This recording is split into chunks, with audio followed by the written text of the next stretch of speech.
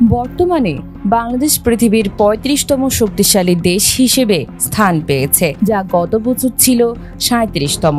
এটি বাংলাদেশের জন্য একটি বড় সাফল্য, কারণ বর্তমানে বাংলাদেশ মিয়ানমারের থেকেও শক্তিশালী অবস্থানে রয়েছে, যেখানে মিয়ানমার এখন ৩৭তম অবস্থানে। আজকের প্রতিবেদনে আমরা জানব কিভাবে সীমিত সামরিক শক্তি থাকা সত্ত্বেও বাংলাদেশ ক্রমশ শক্তিশালী হয়ে উঠছে। ২০২৫ সালে প্রকাশিত গ্লোবাল ফায়ার পাওয়ারের প্রতিবেদনে দেখা যায়, বাংলাদেশের সামরিক শক্তি ব্যাপকভাবে বেড়েছে।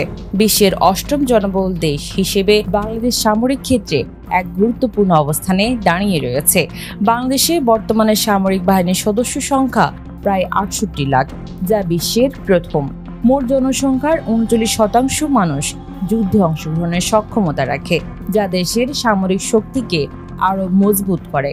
বাংলাদেশের সামরিক সক্ষমতা বৃদ্ধি পাওয়ার আরেকটি বড় কারণ হলো সৈনিক নিয়োগের সক্ষমতা। যুদ্ধকালীন পরিস্থিতিতে বাংলাদেশ প্রথম ৬ মাসে ১৬ লাখ সৈনিক, ২ বছরে ২৪ লাখ, ৩ বছরে ৩৮ লাখ এবং ৪ বছরে ৫০ লাখ সৈনিক সংগ্রহ করতে সক্ষম।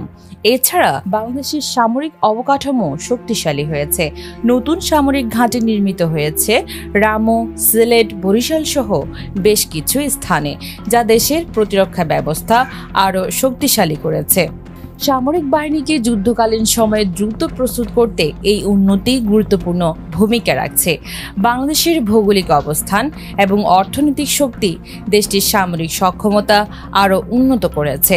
গ্লোবাল ফায়ার পাওয়ারের মতে, বাংলাদেশের সামরিক পয়েন্ট 06062, যেখানে মিয়ানমারের পয়েন্ট 06735। এর মানে বাংলাদেশ সামরিকভাবে মিয়ানমারের চেয়ে অনেক শক্তিশালী। যদিও মিয়ানমার আধুনিক অস্ত্রশস্ত্র ব্যবহার করেও বাংলাদেশে আক্রমণ করতে পারে, তবে বাংলাদেশের ডিফেন্সিভ শক্তি অনেক বেশি। ডিফেন্সিভ মিশনে বাংলাদেশ মিয়ানমারকে প্রতিরোধ করতে সক্ষম এবং ভূখণ্ড দখলে তারা সফল হবে না। অবশ্য গ্লোবাল ফায়ার পাওয়ারের রিপোর্ট সামরিক সক্ষমতার পূর্ণাঙ্গ চিত্র তুলে ধরে না, কারণ এটি বড় যুদ্ধে প্রয়োজনীয় কিছু মানদণ্ড ব্যবহার করে। তবে বাংলাদেশ ডিফেন্সিভ শক্তিতে বেশ শক্তিশালী, যা সামরিক সংঘর্ষে গুরুত্বপূর্ণ ভূমিকা রাখতে পারে। নিউজ ডেস্ক, নাইমা সিদ্দিকা, ভোরের আকাশ।